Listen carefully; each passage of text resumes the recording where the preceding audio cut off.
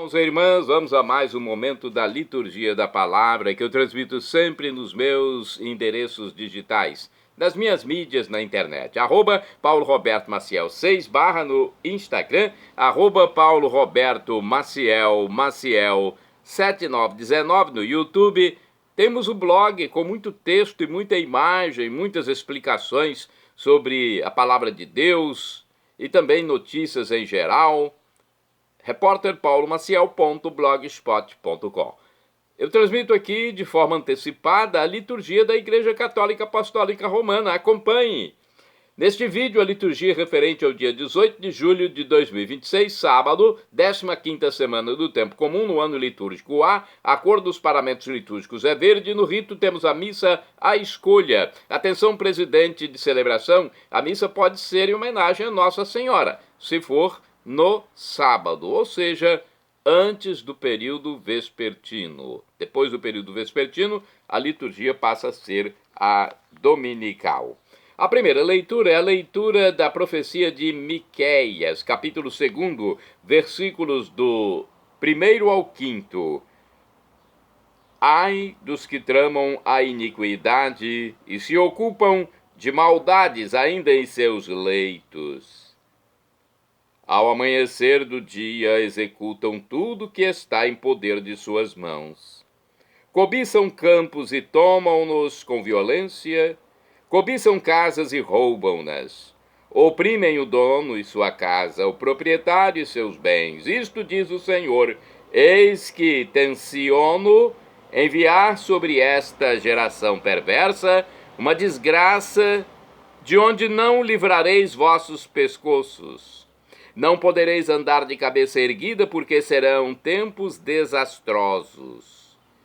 Naquele dia sereis assunto de uma alegoria, de uma canção triste que diz: fomos inteiramente devastados. A parte de meu povo que passou a outro, por ninguém lhe será restituída. Os nossos campos são repartidos entre infiéis.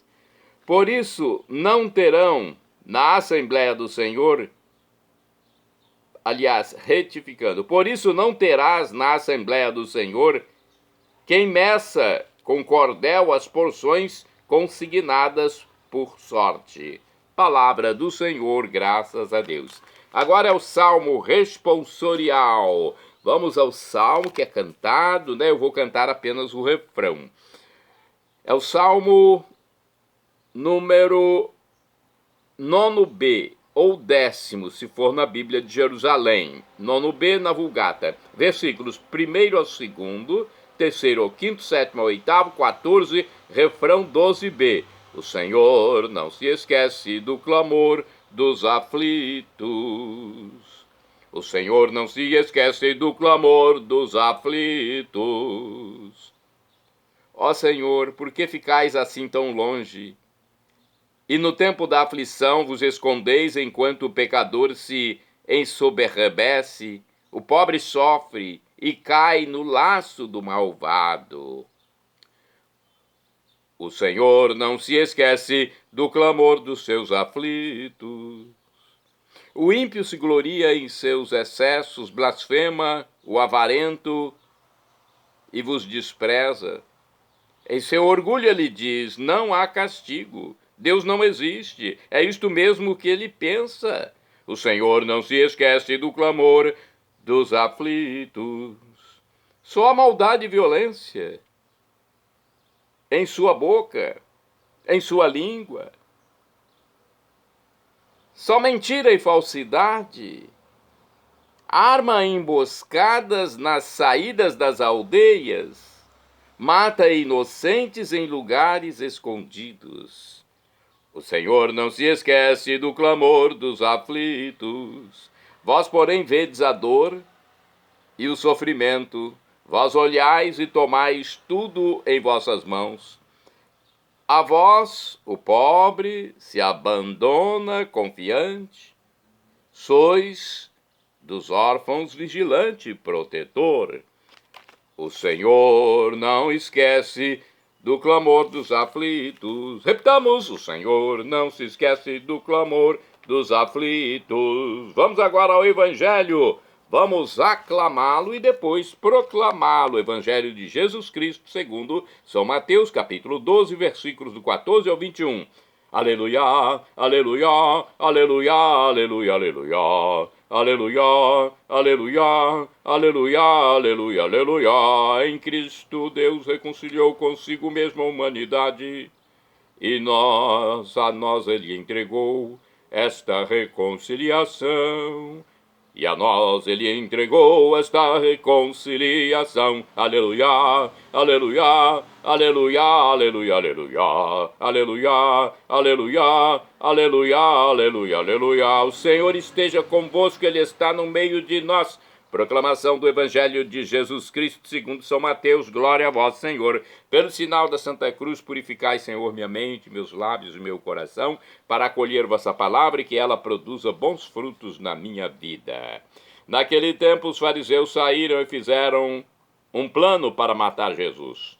Ao saber disso, Jesus retirou-se dali. Grandes multidões o seguiram, e ele curou a todos, e ordenou-lhes que não dissessem quem ele era, para se cumprir o que foi dito pelo profeta Isaías. Eis o meu servo que escolhi, o meu amado no qual ponho a minha afeição. Porei sobre ele o meu espírito, e ele anunciará às nações o direito. Ele não discutirá nem gritará, e ninguém ouvirá a sua voz nas praças. Não quebrará o caniço rachado, nem apagará o pavio que ainda fumega, até que faça triunfar o direito. Em seu nome as nações depositarão a sua esperança. Palavra da salvação, glória a vós, Senhor. Olha, a profecia de Isaías se realiza em Jesus, que se indispõe com seus adversários e se põe ao lado dos que necessitam de misericórdia. Eis o meu servo que escolhi, o meu amado no qual coloco minha afeição.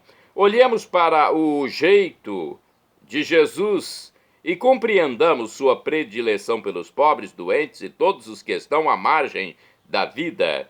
Ele espera que nossas atitudes se assemelhem às dele. A palavra revela-nos o que Deus espera de nós, que nossas atitudes se assemelhem às de Jesus. Diante da oposição violenta de seus adversários, Jesus mostra-se humilde, manso e prudente. Não cede aos adversários, continua pregando a palavra, o bem. Não usa de violência contra os violentos.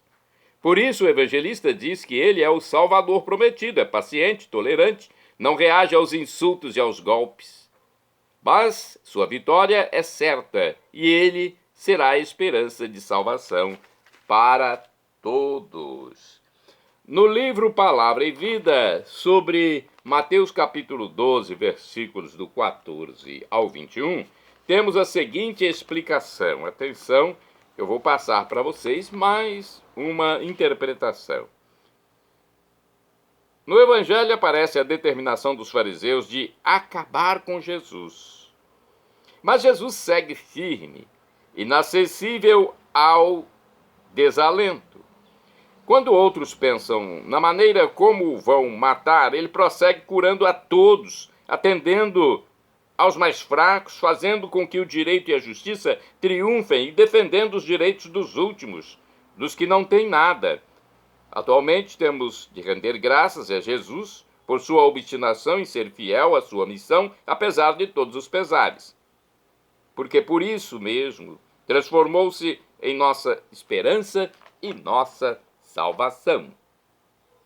Também são nossa esperança e nossa salvação os santos, porque eles estão na igreja triunfante, né? Existe a igreja padecente, a igreja peregrina, a igreja triunfante. A peregrina ou militante é aqui da terra onde nós estamos. A padecente é aquela que está no purgatório. As almas estão lá porque as pessoas morreram na graça de Deus, mas não estão ainda prontas para entrar na plena glória.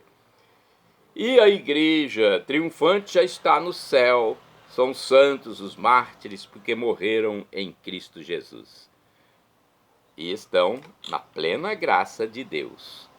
São Filastro Bispo é santo do dia 18 de julho. Morreu mais ou menos no ano 397. Foi bispo de Brecha.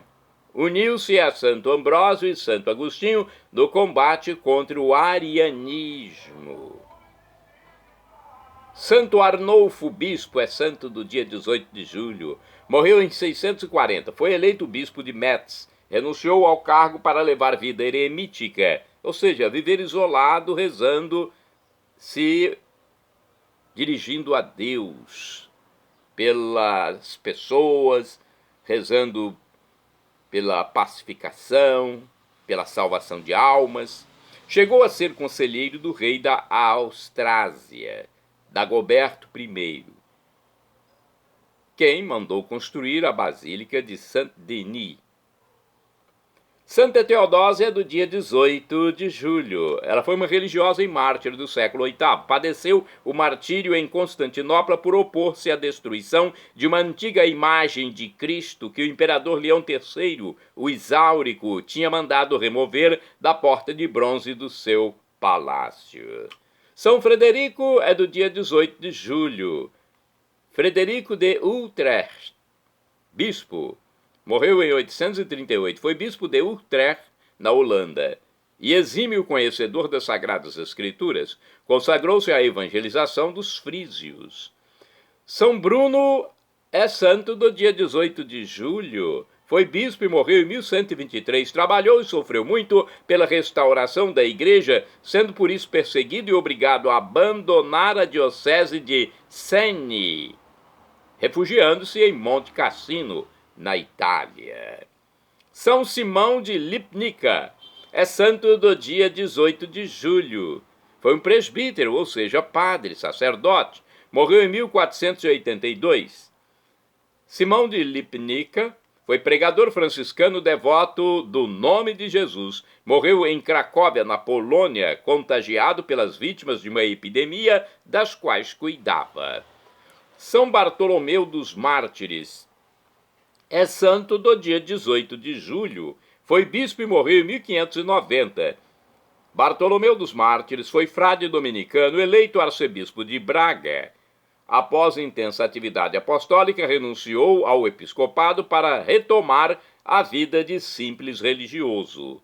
Bem-aventurado do dia 18 de julho é o santo, quase santo, né? Porque o bem-aventurado, o beato, ele ainda não foi canonizado. Falta um degrau para a canonização. Falta acontecer um milagre pela intercessão dessa pessoa, que é candidata a santo, para então ocorrer a cerimônia de canonização presidida pelo Papa. Então é o beato João Batista de Bruxelas, presbítero, ou seja, padre, sacerdote e mártir. Morreu em 1794. Foi sacerdote da diocese de Limoges, aprisionado durante a maldosa e famigerada Revolução Francesa numa sórdida galera de Roquefort. Morreu de fome e de doenças ali encontradas. Beato João Batista de Bruxelas, rogai por mim, rogai por nós. Shalom Adonai é uma expressão hebraica que significa a paz do Senhor, a paz de Deus. Adonai é Senhor, né, na língua hebraica. Shalom é paz. Então o que eu desejo é a paz de Cristo para todos. El Shaddai, também do hebraico, significa Deus onipotente. Ele proverá aquilo que você deseja se for para o seu bem. O professor e escritor de mais de 100 livros da Igreja Católica, Felipe Rinaldo Queiroz de Aquino, em seu canal no YouTube, onde responde às nossas dúvidas, diz que Deus pode nos dar uma dessas 3 respostas quando suplicamos algo. Sim, não ou espere. Qualquer das 3 devemos acatar, pois Deus é onipotente. Deus sabe tudo, então Ele é onisciente. Deus é onipresente, Ele está em todos os lugares ao mesmo tempo. Então, mesmo que você receba um não de Deus, acate. Eu já recebi muitos nãos de Deus. Confesso que, como pecador, eu na hora não fiquei satisfeito. Quando percebi que Deus me dera um não, não fiquei satisfeito. Mas com o passar do tempo eu fui percebendo, poxa, aqueles nãos de Deus que eu recebi lá atrás, recebi muitos nãos de Deus. Aqueles nãos de Deus foram a melhor coisa para a minha vida.